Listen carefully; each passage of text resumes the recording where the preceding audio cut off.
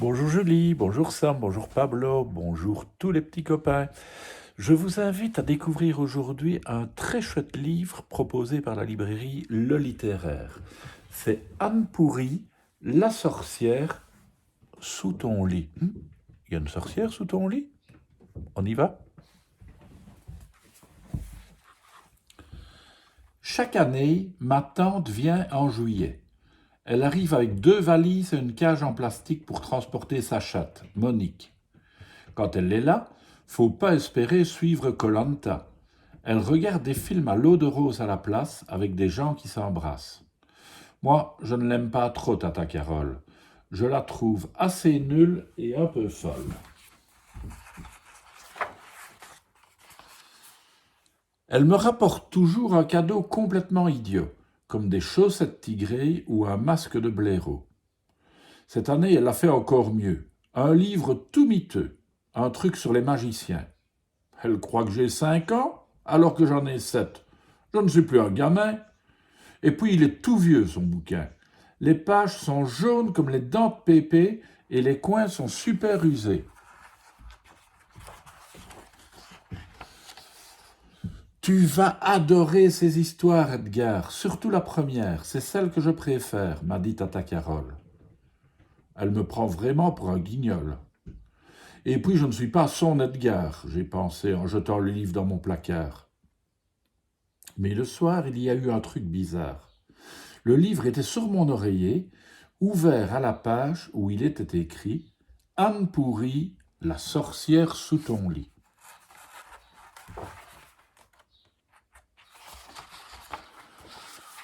Oh, les sorcières, ça n'existe pas.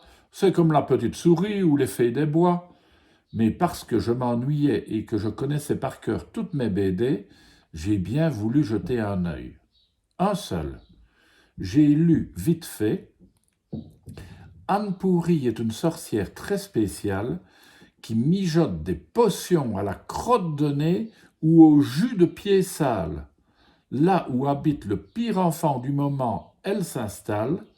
Elle les aime désobéissants, frimeurs et crasseux à l'excès. Méfie-toi si tu ressembles à ce portrait. Si tu es aussi tricheur, fainéant et menteur, elle va t'adorer. Lorsqu'elle te choisit, Anne Pourry emménage sur ton tapis, entre la poussière et les lattes de ton lit. Tu n'auras qu'à te pencher pour apercevoir sa face ridée et être totalement épouvanté. La formule magique pour la faire dégager est... La page était déchirée. Oh, n'importe quoi. Je balançai le livre et enfilai mon pyjama avant de me glisser sous les draps.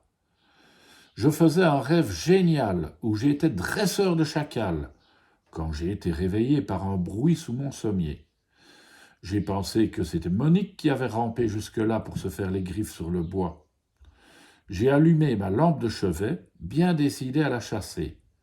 Je me suis penché et la tête à l'envers, j'ai découvert une sorcière. La sorcière. Je me suis pincé 2 fois pour être bien sûr, et j'ai demandé dans un murmure « Vous êtes Anne Pourry ?»« Tout à fait, mon petit rat gris. »« Mais les sorcières n'existent pas. »« Et c'est ma petite crotte de chat. Je suis bien réelle, tu vois. » Anne Pourry s'est mise à renifler comme un chien qui cherche un os à ronger. « Oh, mais dis-moi, tu ne t'es pas lavé avant de te coucher, je crois. Ça tombe bien, j'ai très faim et j'adore les orteils crasseux qui dépassent du matelas. » J'ai couru me laver de la tête aux pieds. J'ai usé un savon entier tellement j'ai frotté. J'étais bien obligé, je porte des tongs, moi, en été. Quand je suis retourné me coucher, Anne Pourry ronflait tel un tracteur rouillé. Je me suis caché sous ma couette, plié en 4 comme une serviette. Le lendemain, en me réveillant, j'ai tout de suite regardé sous mon lit. Rien, plus d'Anne Pourry. T'as rêvé, pauvre abruti, je me suis dit. Mais le soir qui a suivi, à peine je m'étais couché que revoilà le petit bruit. Anne Pourry, c'est toi? Bah oui, qui veux-tu que ce soit? Marie Cracra? Je, je ne sais pas, Tais-toi, je suis en train de regarder ton cahier de vacances, mon petit paix joli. Tu sais, celui que tu as caché sous la boîte à outils. Mais, mais, mais quoi, ma petite tache de gras? Tout est faux et gribouillé. C'est si drôle, j'ai adoré.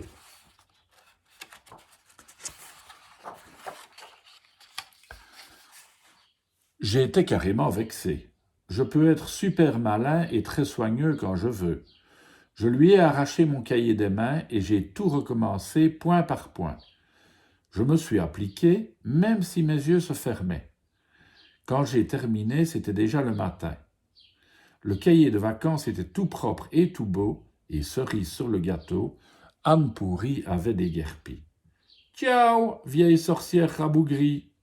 Je me suis endormi en souriant, et j'ai rêvé que j'étais un géant. Mais à la nuit tombée, devine qui était sous mon lit, à gratter? Anne Pourrie. Tu es toujours là? Tu n'as pas de maison ou quoi? Chez moi, à présent, c'est chez toi, mon petit parfum d'anchois. Ta chambre est tellement douillette, je m'y sens comme un poisson dans les puisettes. Ah bon? Maman dit pourtant que ça sent l'écurie ici. Mais justement, mon petit bouton plein de pu, j'adore tes slips douteux, le vieux sandwich tout vert sur l'étagère, tes mouchoirs morveux et la peau de banane bien noire planquée dans ton tiroir. Je vais en faire un filtre et tu vas le boire. Il sera prêt pour ton petit déjeuner, mon petit pipi de furet. Le boire? Elle était complètement zinzin. Il fallait que je range ce bazar avant demain matin.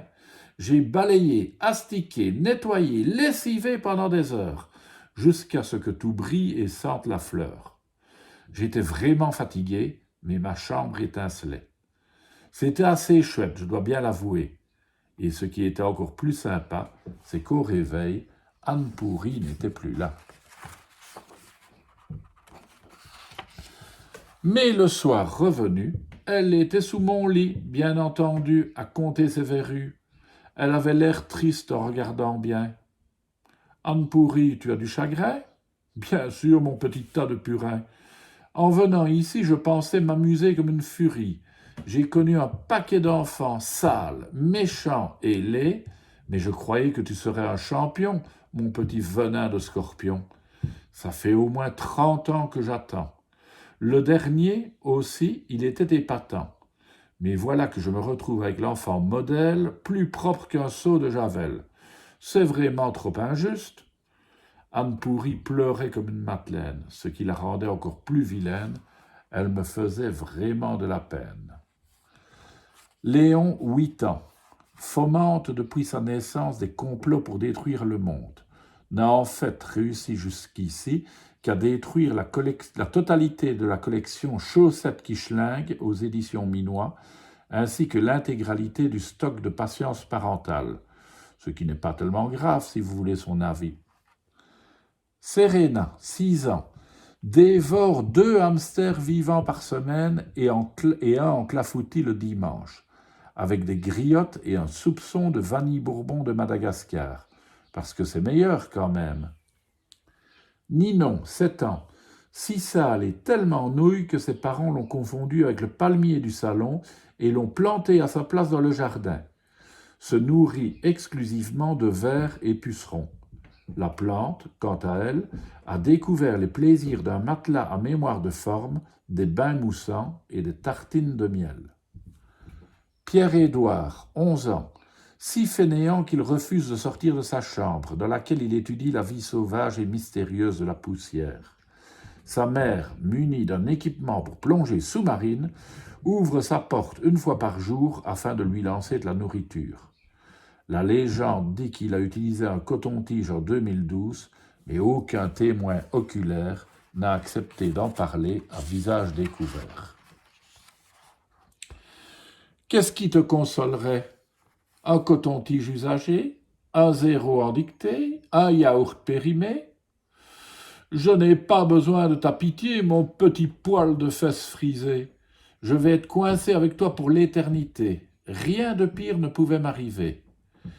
Il doit bien y avoir un moyen de te faire retourner dans ton bouquin.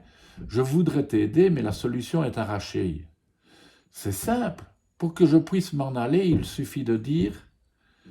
Dire quoi? Dis-moi. S'il te plaît, on ne t'a jamais expliqué que c'était ça, la seule vraie formule magique, ma petite peste bubonique? Si, c'est vrai. Bon, alors, Anne pourrie, veux-tu bien t'en aller, s'il te plaît? C'est comme si c'était fait. Adieu, ma petite araignée. Ouf, j'ai été débarrassé. Enfin, je dois admettre que très vite, Anne pourrie m'a manqué. Elle était très amusante et pas si méchante. Eh bien voilà, il faudra quand même songer à regarder sous ton lit s'il n'y a pas une sorcière qui s'appelle Anne pourrie. D'accord? À demain les enfants.